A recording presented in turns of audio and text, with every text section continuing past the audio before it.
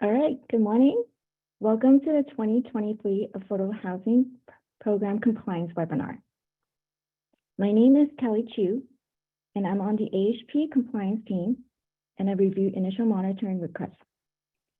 I will be presenting today with my colleague, and I will let her introduce herself now.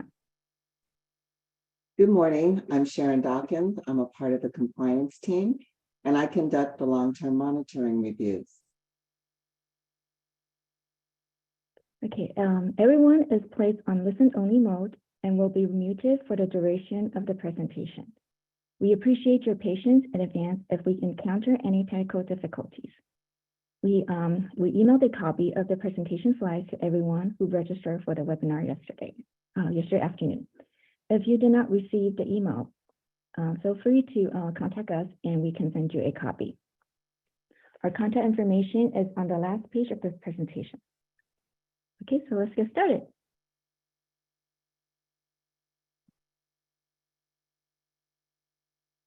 Okay, so today we're going to discuss what to expect after the announcement of your AHP award and how to plan for a successful compliance requirement in all stages of the process, including disbursement, initial monitoring, and if applicable, long-term monitoring.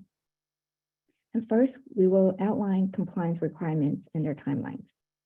Next, we're going to discuss the compliance best practices, the financial workbook, validating scoring, and we will also go into details about modifications, cures, benchmark deviations, and non-compliance. And finally, for those that this is applicable, we will go into details about how about our HIQW forms and long-term monitoring. And here's a quick reminders. In order to receive credit for the webinar attendance, and attendees need to stay for the entire presentation, as mentioned in the webinar invitation. And if you have any questions throughout the presentation, feel free to use the Q&A box located on the bottom of your screen. Submit your questions in the message box as they pop up. And the questions will remain in the message box until the end of the presentation. And at that time, we will read and respond to your questions. Please don't use the chat box for questions because that feature is harder for us to track responses. Okay, before we start, we want to talk about what the Federal Home Loan Bank of San Francisco is. We are a government-sponsored enterprise, which means while we are a private entity, we only exist because of congressional statute. We are a cooperative made up of member financial institutions. Our mission is to enable families and individuals of all income levels to obtain quality housing and become homeowners by providing low-cost funding and other services to members, and providing community investment programs to fund affordable housing and community economic development. We can be different than other affordable housing gap financing. We are regulated by the Federal Housing Finance Authority, FHFA, which sets nationwide guidelines on how AHP operates. And we are audited annually on our compliance to their guidelines. The AHP funded projects must demonstrate feasibility at application, at disbursement, and at initial monitoring. Projects must demonstrate need for subsidy at application, at disbursement, and at initial monitoring. If the project changes and needs a modification, the project must have good cause for any modification and must demonstrate why it cannot meet previous commitments. Sponsors must show that they have attempted to meet the original commitments for a reasonable period of time or demonstrate that a cure is not possible. Okay, we are assuming that you're attending this webinar because you received an AHP award, and congratulations. We want to give a brief outline of the various compliance and reporting steps before we go deeper into the weeds of how to meet those steps.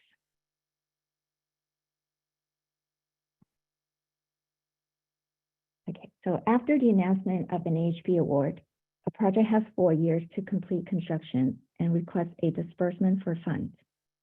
The bank tracks construction progress by asking sponsors and members to complete an online semi-annual survey twice a year until the project is deemed to be complete, which is defined as having been approved for habitability and having the AHP subsidy fully dispersed. As soon as the project is deemed to be complete, it kicks off the 15-year retention period. And as it gets closer to the 4-year deadline for the project completion, we will follow up on the semi-annual status report for more information on the project.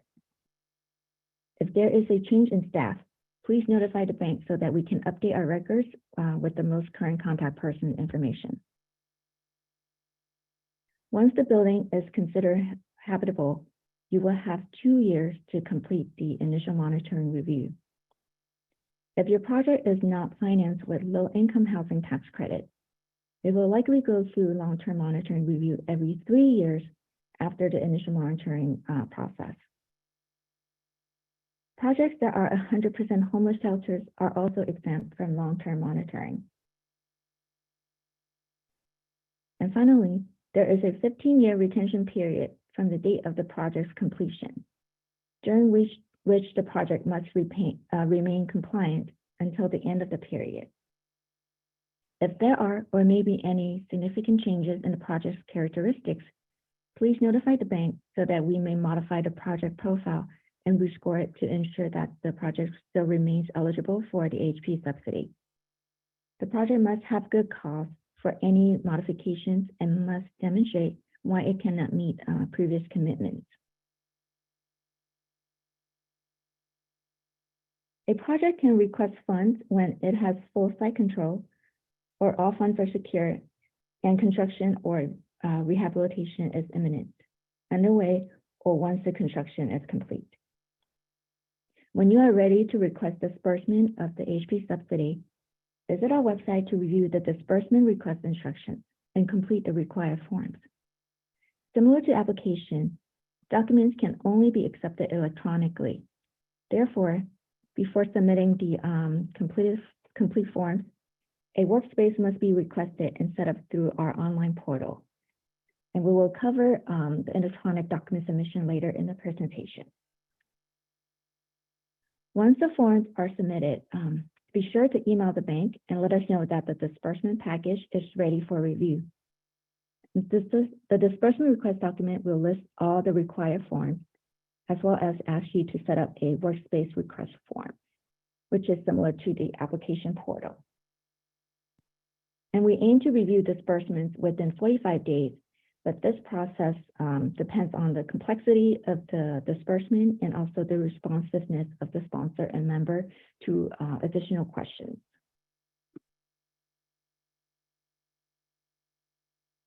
So to process your disbursement request, the bank will review the project financing and scoring commitments, project readiness, and the sponsor's ability to complete construction within the 4-year timeline. Additionally, the project must continue to demonstrate its need for subsidy and financial feasibility. In order to validate a project's feasibility and need for subsidy, we will review the project's updated Excel workbook, which includes the current rent roll, development budget, operating pro formas, AHP benchmarks, and any other documentation available and relevant to validate the project scoring commitments. And we will go into greater depth on the workbook and the documentation to validate scoring later in our presentation. And also, instead of waiting until the initial monitoring review, if the project is complete, final documents or evidence or scoring commitments that are ready and available at disbursement should also be submitted. The AHP funds disbursed to the member must be delivered to the project owner within 30 days of the bank's funding date. Interest rates are rising, so that we advise that the importance of meeting the 30 days grace period to avoid interest repayment to the bank. So this would be especially relevant for a large subsidy. And now I will pass it over to Sharon. Thanks, Kelly. So now we're going to review the next step in the compliance process, which is initial monitoring. AHP regulation requires the bank to monitor all projects. By signing the direct subsidy agreement, members and sponsors agree to the bank's monitoring requirements. When the project is deemed complete, meaning the AHP subsidy is fully dispersed and the project is habitable, we will contact the sponsor and member to start the initial monitoring review. This usually happens within 12 months of project completion.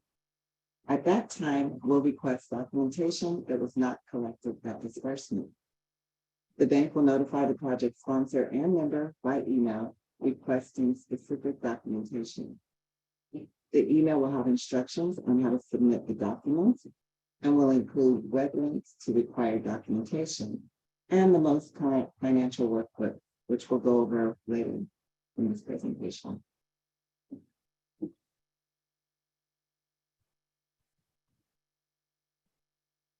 This slide shown here is the AHP initial monitoring documentation checklist created per sponsor's request to help sponsors and members plan and collect appropriate documentation for their review. The document shown here will be emailed as an attachment with our initial email request. The bank requires an annual certification for all non-tax credit projects during the 15-year retention period. The sponsor will be notified by an email reminder stating that an annual certification is due. The project owner can then click on the email link provided to complete the one-page online certification. This process allows the project owner to certify that the project AHP units remain affordable, the tenant's income targeting requirements are met, and that there are no feasibility issues with the project. Once the certification is submitted, the bank will send a confirmation receipt. If the project cannot be certified due to feasibility issues, please contact us for next steps.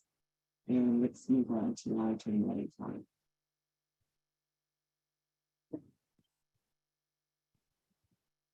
Projects without tax credits are monitored every 3 years during the retention period. The same income guidelines that are used for initial monitoring are also used for long-term monitoring. For long-term monitoring, we need to confirm that the project is meeting targeting and affordability requirements per the application. Unlike disbursement in IM, we do not ask for the project's financials. During long-term monitoring, projects must complete an Excel financial workbook showing the rent roll. We'll select a tenant sample and ask for documentation that validates tenant income at move-in, the household size, and documentation that validates tenant's current rent. As part of this sample, we'll ask for the signed tenant income certification or our HIQW form signed, which we'll cover later in this presentation. Projects that are 100% emergency shelters do not require income and rent documentation. If the project has transitional units, those units must be identified as they will be monitored.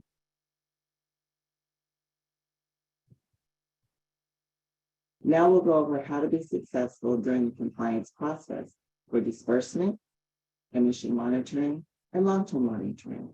And later we'll go into more detail about required documentation, our Excel financial workbooks, and more.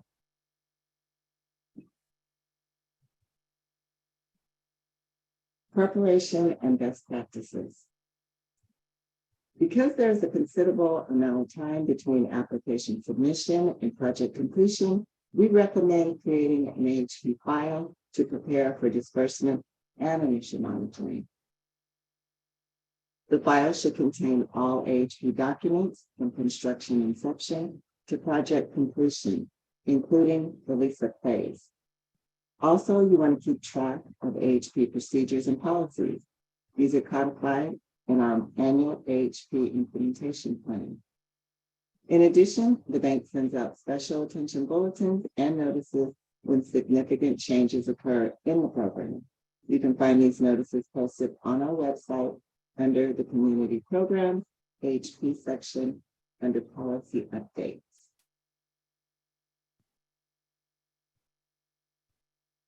Electronic documentation submission. Like an application, the bank will only accept documents electronically through a secure online portal hosted by BlackBerry Workspace. Documents submitted via Dropbox or other file sharing links will not be accepted for security purposes. Prior to accessing the secure portal, an executed workspace setup request form must be provided by the member and sponsor for each project. This is a separate portal from your application. We'll go through this process again for disbursement. This workspace will be used for disbursement, initial and long-term monitoring if applicable. We can rescind the workspace invite if you lose it over the years. Visit our website to review submission instruction and to download the workspace setup request form. Please send us an email when all documents have been uploaded to the appropriate folders. Also, before uploading, make sure you redact all personal identifiable information that is not necessary for our review, such as Social Security numbers, ID numbers, and any health diagnoses.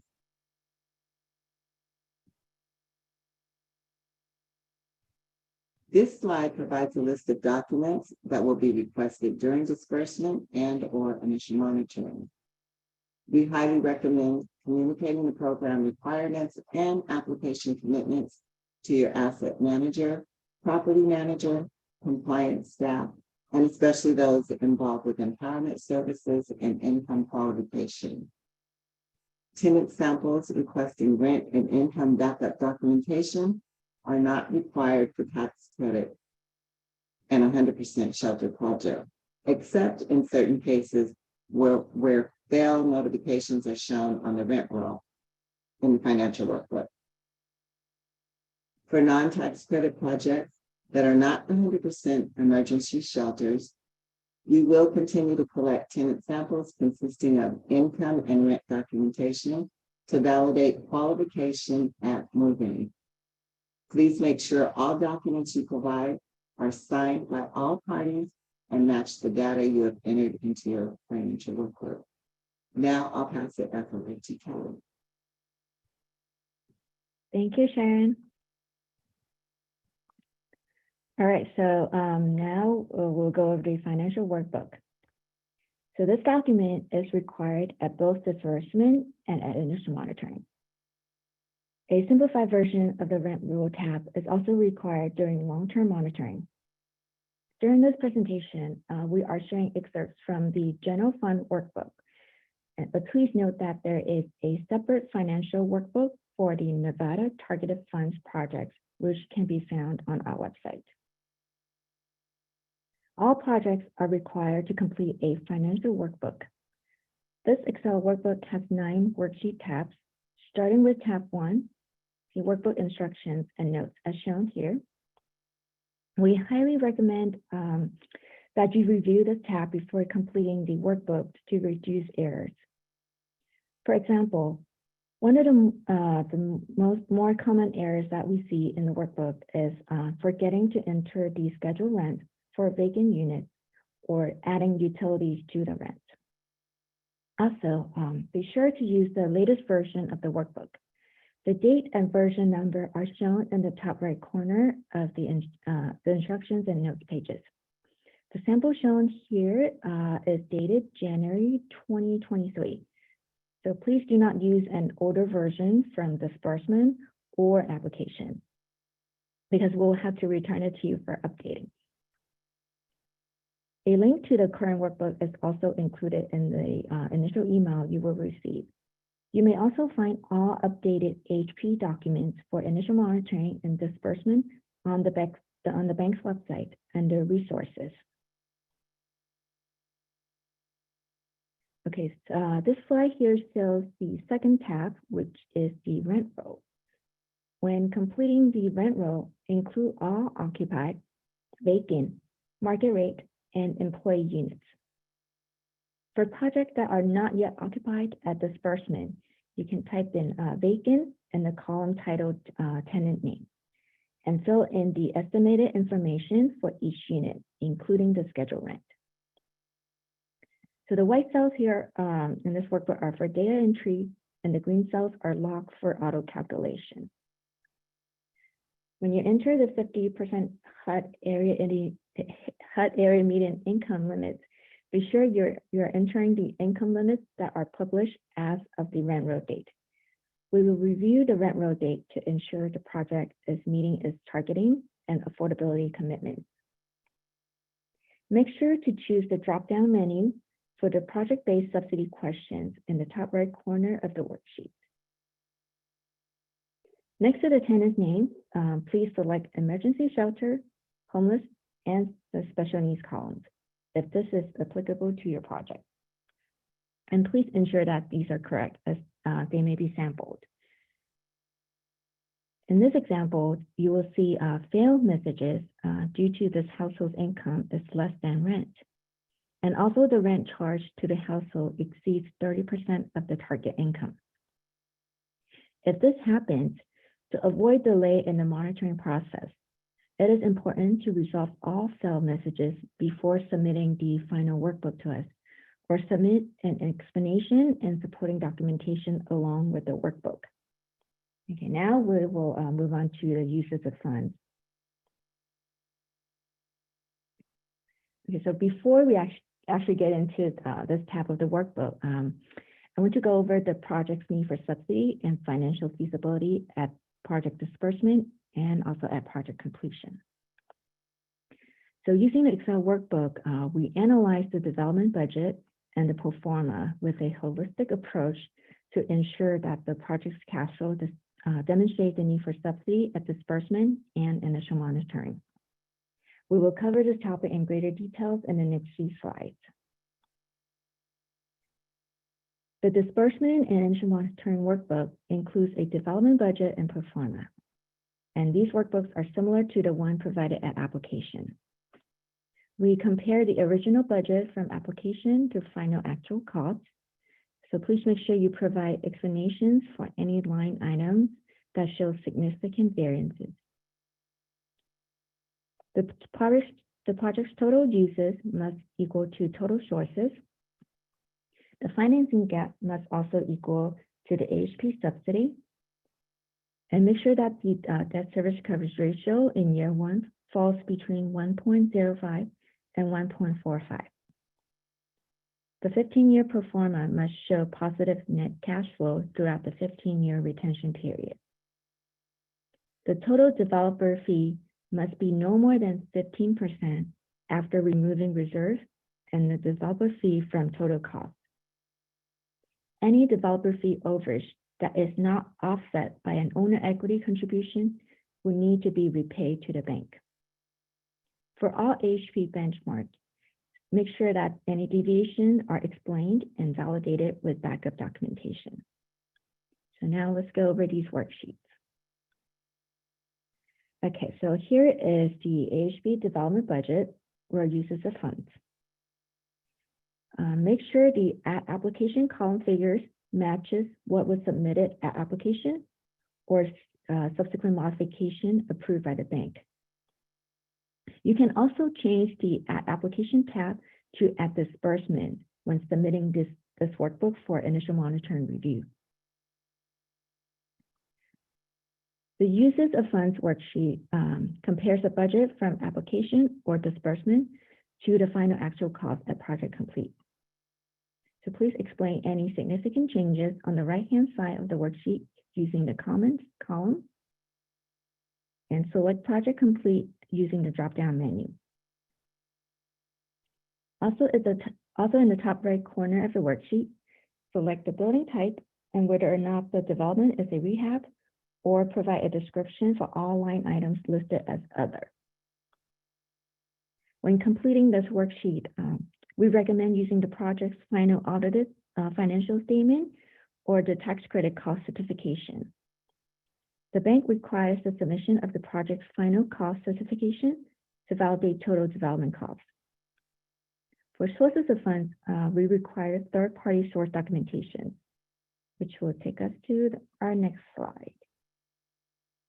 So this is the Sources of Funds tab, indicating the sources are final by selecting Project Complete from the drop-down menu. All sources of funds must be validated by third-party documentation, such as promissory note, grant agreement, or other lender's documentation validating the funding amount and sources.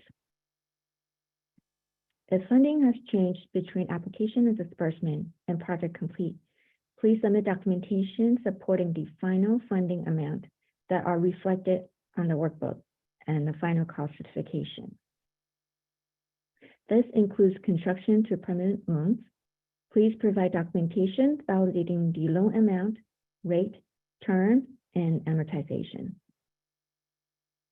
If your funder requires excess proceeds repayments that lower the overall balance of the loan, please make sure that the repayment is in the loan language.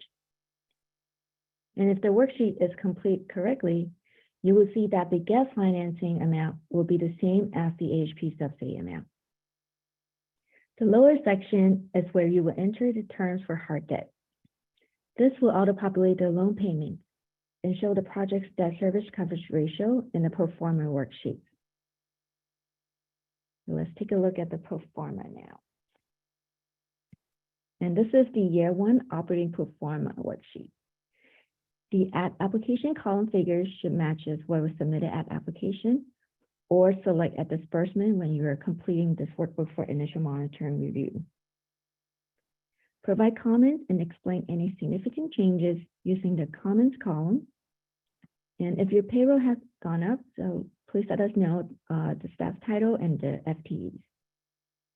If there is a hard debt, the debt service ratio will auto-populate from the sources worksheet. The debt service coverage ratio must be within the AHP range between 1.05 and 1.45. We know that many California projects have social services underwritten as an operating expense. So therefore, you will see a second test DSCR if services were underwritten. So if this is the case, please make sure that you provide backup documentation to validate, like the tax credit budget or an email from the lender verifying the underwritten amount. And also check the project's net cash flow to ensure that the correct information was provided. Please ensure residual receipt payments are correctly represented. For example, based on the sources of funds worksheet from the previous slide, this project receives HCD funds and may be committed to providing services. However, the residual receipt payments here are not entered, so this may not be an accurate projection of the year one pro forma. As of 2022, we no longer allow partnership management fees of $10,000 above the line. This is now moved to the residual receipts.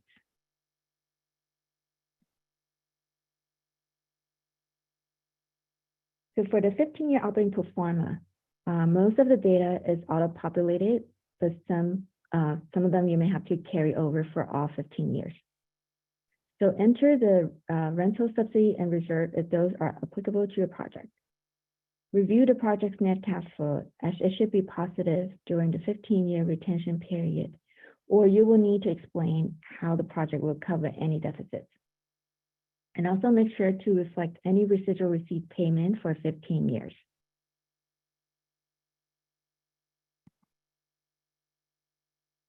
Okay, after completing the worksheet, check the AHP benchmark tab to make sure that there are no deviations. The Nevada Targeted Fund workbook has slightly different benchmark limits that are more relevant to the Nevada projects. The construction cost per square foot benchmark will need to be checked manually for the projects completed prior to the current year by comparing the construction cost thresholds in your area. Otherwise, the benchmark will calculate automatically based on current numbers. The debt service coverage ratio in year one should be between 1.05 to 1.45 And DSCR exceeding the 1.45 requires an explanation from the permanent lender, noting why a larger loan cannot be given.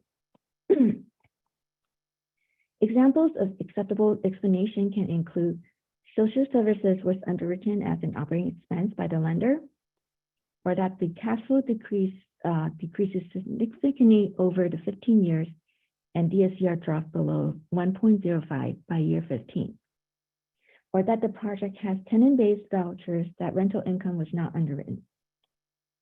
So all these require third-party backup documentation. If a sufficient explanation cannot be provided, the project may have to pay back a portion of the AHP subsidy. The operating cost per unit per year benchmark is now bifurcated, meaning the range for projects in the SF Bay Area and LA metro area have increased effective January 2022. So with a new lower limit of $5,000 per unit and an upper limit of $10,000 per unit. All other projects must be within the prior benchmark of $4,000 to $8,000. This benchmark will auto-populate based on the project's location, enter in the rent roll tab. Costs exceeding the area benchmark will still require an explanation. One of the common explanations for overage is that the cost of the 24-hour security or desk cost for permanently supported homeless building exceeds the benchmark. And this will need to be validated by payroll or pro forma costs. Net cash flow in year one cannot exceed 10% of gross income in year one, unless cash flow is needed by project to cover deficits throughout the retention period, or cash flow is needed to meet minimum underwriting requirements for other lenders. Both explanations require third-party supporting documentation. If capitalized operating reserve or annual replacement reserves are over the benchmark, third-party documentation must also be provided for all reserves. Okay, so now I will pass it to Sharon. Thanks, Kelly. Okay, so now we'll move on to talk about retention documents.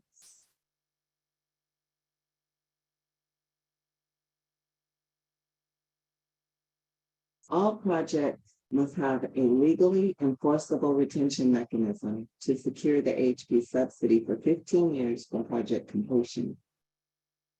Template documents are available on the bank's AHP website under AHP Disbursement Rental.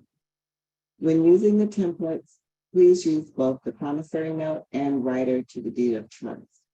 If the member does not use the bank's template, or if the template is altered, an opinion letter from the member's attorney is required. If the project is a HUD 202 or 811 project, a HUD rider to the AHP deed of trust is also required. For detailed information, please visit the bank's website under AHP Disbursement Rental. If the project is a 221D4 or 223F, please note that the HUD subordination agreement and HUD rider to restrictive covenants, as approved by HUD, will need to be included. Both documents are available on the bank's website. We also have specific retention documents for use on tribal land to go along with our 5-point scoring category for Native housing, which was added in the 2022 application round. These documents do not need to be recorded, as they will still meet AHP regulation requirements for a legally enforceable retention mechanism. Template documents are available on the bank's website under AHP Disbursement Rental. Specific areas of the document can be edited to address different tribal needs. However, if the member does not use the bank's template, or if the template is altered in any way that is not allowed, an opinion letter from the member's attorney again is required. Now let's move on to validating scoring.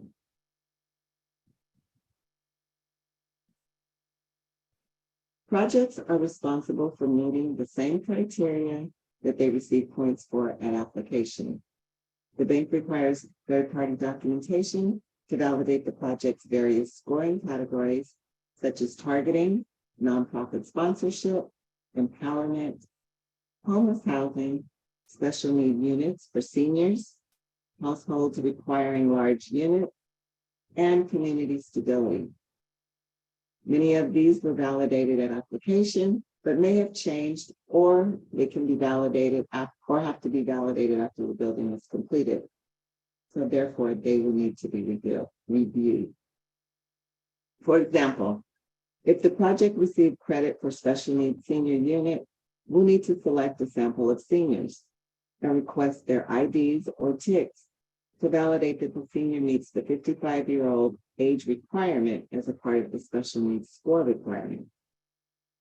Please note, we do not validate other special need categories as these are more confidential in nature.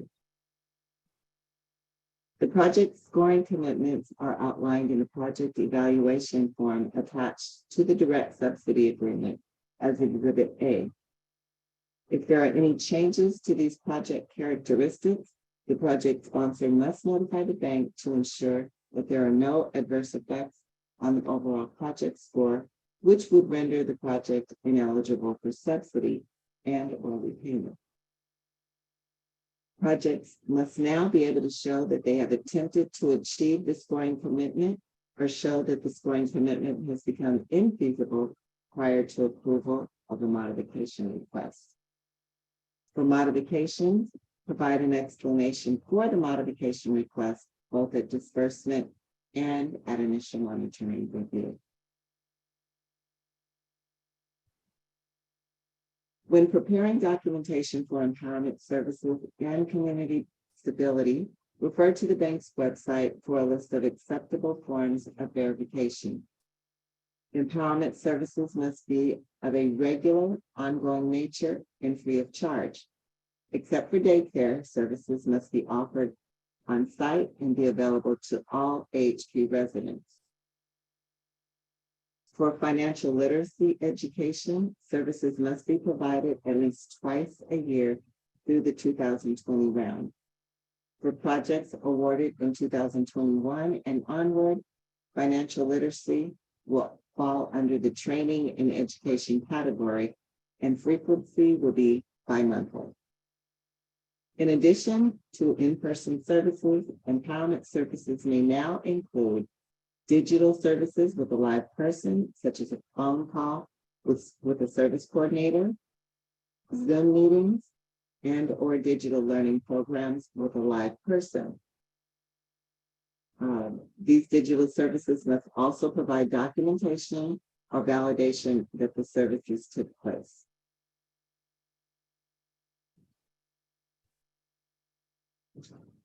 Documentation submitted to validate homeless housing must be third party and clearly state the nature of homelessness, such as living in a shelter, living in a pre-institution temporary dwelling, or living in a place not designated for sleeping accommodation. Documentation that notes that the type of subsidy eligibility, but not the nature of homelessness, must align with the bank's definition. For example, DASH eligibility requires homelessness that meets the bank's definition. But oftentimes, continuum of care eligibility does not meet the bank's definition, as they use a broader at-risk definition.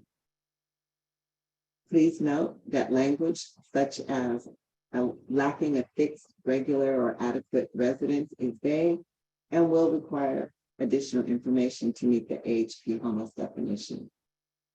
The bank accepts certifications from temporary housing agencies. However, for shelters or transitional housing, tenants must be allowed to stay in an AHP unit for at least 6 months and be able to keep their personal items on site daily to qualify for AHP homeless credit. Self-certification forms will not be accepted for homeless verification. To better align with the definition used by HUD, other agency, and funders, we updated our homeless household definition in 2017. See our implementation plan for full definition. The revised homeless definition does not apply to projects awarded funds prior to 2017.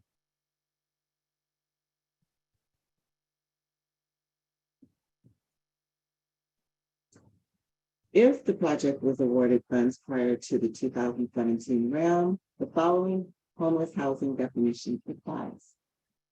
Points will not be awarded if units were reserved for those considered at risk of homelessness, such as those living in overcrowded conditions, living in the home of other individuals because of economic hardship, living in a hotel or motel not paid for by charitable funds, or otherwise living in housing that has characteristics associated with instability. Using the wrong homeless definition is a common mistake that leads to noncompliance. So please make sure you check your application date and the definition used by your homeless referral sources to avoid the project becoming non-compliant. And I'll now pass it back to Kelly. Okay, as stated previously, if there are significant changes or the possibility of changes in the project's characteristics, please notify the bank so that we may modify the project profile and rescore the project to ensure it remains eligible for the AHP subsidy. This includes changes in ownership or in targeting and affordability during the 15-year retention period.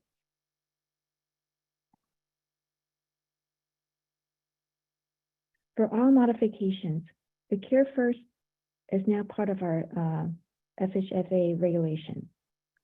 The bank will first request that the project sponsor or owner make a reasonable effort to cure any modification need within a reasonable period of time, or provide an explanation of why the cure is not possible. For example, if a project received a certified green point rating, but committed to silver, and the project sponsor would need to go through the process of attempting to get the silver rating before attempting to modify. So this is the same for homeless points. If a project fails to meet the bank's definition, the project may need to move in individuals who will meet our homeless definition as the project's unit becomes vacant. So if a cure is not possible or cannot be done in a reasonable period of time, the project can modify. So if we use our previous example, let's say that the cost to a silver rating versus a certified green point rating include an additional $1 million in building upgrades, and that the budget is no longer available due to construction escalation, then the project cannot cure. Or if the project is going to take 2 years to move in 10 additional homeless units meeting the bank's definition, that is not a reasonable period of time. So both of these projects can modify, only if they have additional points. And note that the modification cannot reduce the project score below the lowest score of the awarded projects. So this would require a repayment in the AHP subsidy. Okay, so I will hand it back to Sharon to go over the benchmark deviation. Okay, thanks, Kelly. Okay, so now let's talk about benchmark deviations. So after completing the financial workbook, check the AHP benchmark tab to make sure there are no deviations. Areas highlighted in yellow demonstrate a benchmark deviation. For all benchmark deviations, a detailed quantifiable explanation is required to clarify the overage, along with backup documentation to support the explanation. We prefer third-party documentation such as noting lender requirements that cause benchmark deviation, or third-party explanation of special circumstances. Here's an example of third-party documentation for the construction cost per square foot benchmark deviation. If construction cost per square foot has a deviation, the quantifiable explanation for the overage causing the deviation from the construction cost threshold in your area must be supported by a third-party documentation such as an architect letter or contractor letter detailing the additional cost causing the overage. We need to know the exact amount for each line item from the use of funds worksheet that are causing the deviation. For example, as shown on the slide, the deviation is caused by prevailing wages, adding $47 per square foot, the subterranean parking lot garage for $43 per square foot, and so on. Note that environmental remediation and hard cost contingency are not included in the construction cost threshold. These costs are excluded in the cost per square foot formula and should not be included in the explanation of the benchmark deviation. Also check that the residential square footage is reflected correctly in the worksheet, as it does affect the cost per square foot.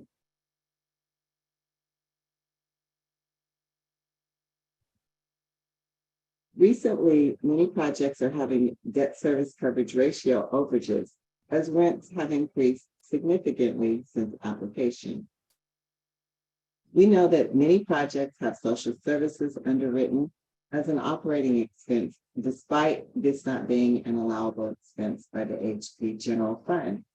Therefore, you will see a second test debt service line item on the pro forma for the workflow.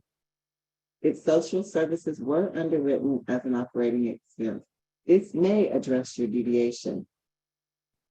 Please make sure you provide backup documentation to validate this, such as a tax credit LPA budget or an email from the lender verifying the amount of service costs underwritten as an operating expense.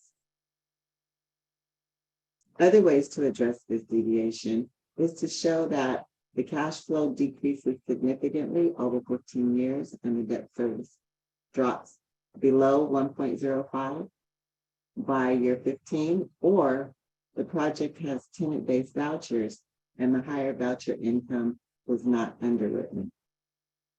Lastly, if the lender cannot confirm in a written explanation that they could not or would not provide a larger loan, we may be able to use that as sufficient documentation for the deviation. Please note, if a sufficient explanation cannot be provided, the project may have to pay back a portion of its subsidy. So I'll pass it back to you.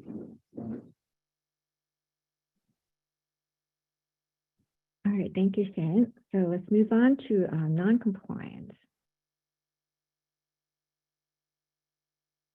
Some of the most common causes of the project non-compliance are when a sponsor does not respond to the bank's initial monitoring request or is slow to respond. As a result, the lack of documentation to support the project's need for subsidy and scoring categories, including income documentation, may cause the project to be non-compliant. While it seems like a long time, projects do become non-compliant because they fail to meet the 2-year deadline. On average, our initial monitoring review takes approximately 2 to 3 months before a project is closed. Another common cause is changes in the scoring categories that reduce the project score below the round's lowest score. And the project could be disqualified from the round, which would require full recapture of the subsidy. Other causes are the developer fee exceeds 15% of the net development cost. The debt service exceeds 1.45 in the first operating year. A modification not communicated or approved by the bank prior to initial monitoring, or the project hasn't demonstrated a need for subsidy, which may be due to sources being greater than uses caused by cost savings or an increase in tax credit equity. So any of these issues could trigger a partial or full recapture of the AHP subsidy. So therefore, it is imperative to communicate with the bank staff that any significant changes in the project and provide a clear plan and good cost explanation so that we can assist you to ensure the project remains eligible for subsidy. In closing, we strongly recommend using the AHP retention templates. They are available on our website, and it will help you ensure compliance with our AHP regulations. And I will pass it back to Sharon to go over the long-term monitoring.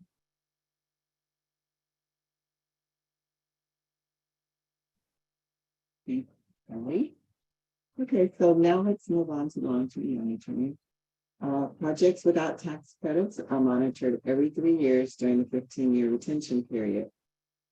Project selection is based on a variety of factors. Not all non-tax credit projects may be selected. For example, projects that are 100% emergency shelters are not subject to long-term monitoring. However, if the project has transitional units as well as shelter units, long-term monitoring will be conducted.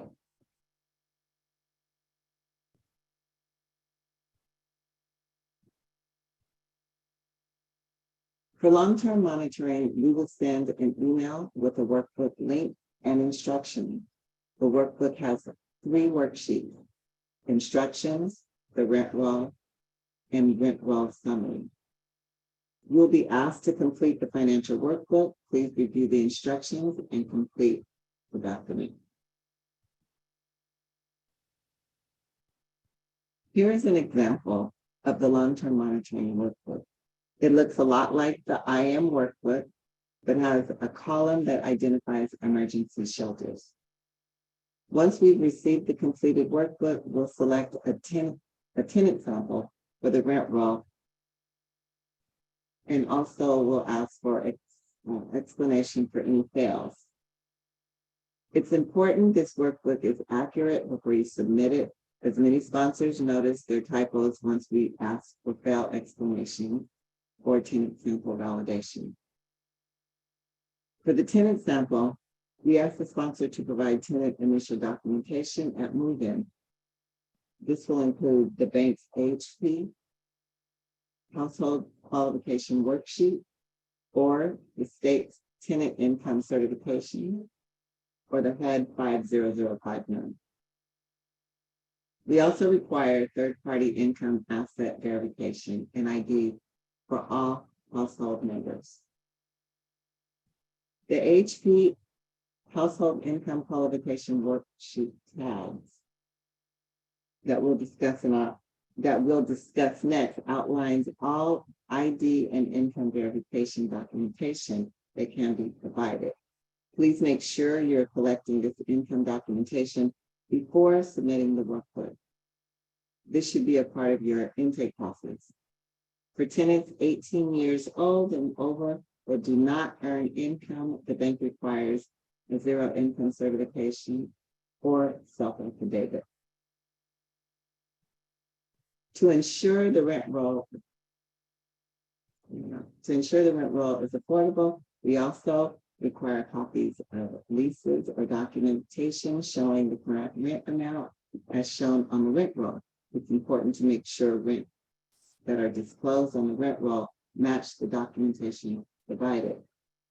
Once the long-term monitoring has been completed, you'll receive an email notifying you of the completion.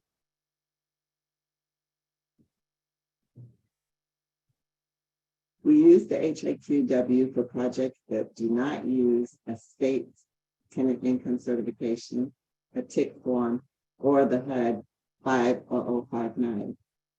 This form is required to be signed by both the tenant and property management.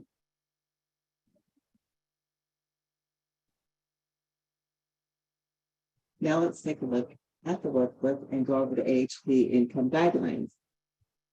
The AHP Household Income Qualification Workbook is an instructional workbook that has 4 tabs as shown at the bottom of this slide. Tab 1, Guidelines. Tab 2, Acceptable Verification. Tab 3, Instructions. And Tab 4, Household Income Qualification.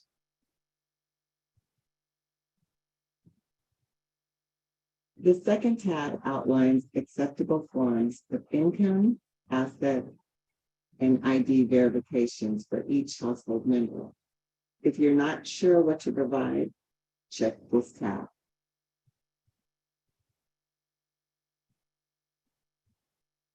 The third tab lists step-by-step instructions on how to complete the bank's AHP income qualification worksheet.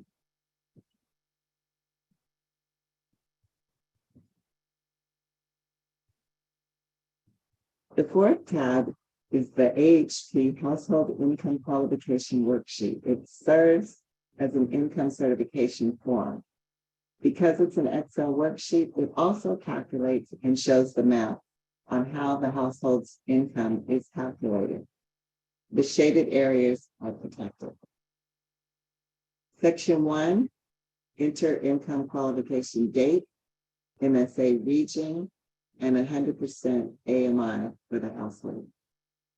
Section 2, list all household members currently living at the same address. We require IDs to validate all household members. Section 3, report all income earning assets of the household in this section. Check the small box if there are no assets to report. If total assets exceed 5,000, asset statements are required to validate what was reported. Section 4, note the reminder to use at least 2 calculation methods for earned income and choose the highest income projection.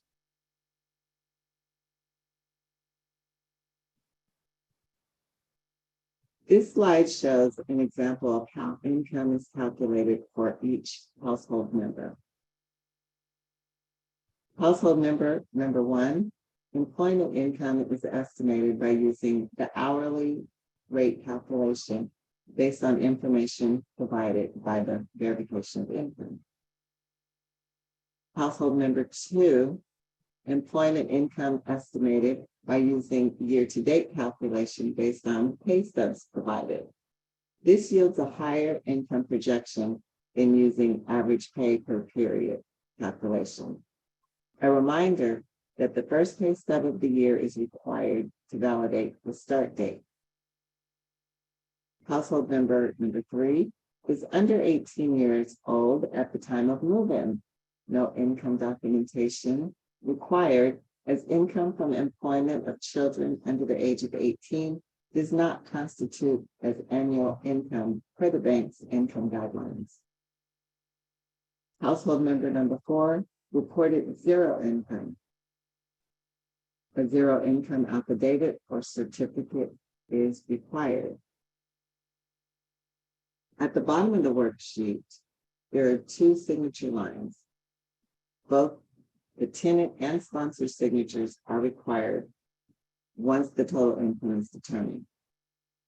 If your project uses a HUD or a tax credit income certification form to qualify household income, you do not need to complete this worksheet, as the bank accepts the HUD and tax credit certification forms. However, in addition to those forms, you will need to make sure that you're also following our guidelines of qualification. Remember, you can always refer to the instructions, which is the 3rd tab of the workbook, if you have questions on how to complete the HIQW. You can also contact any of our compliance consultants for technical assistance if you have questions.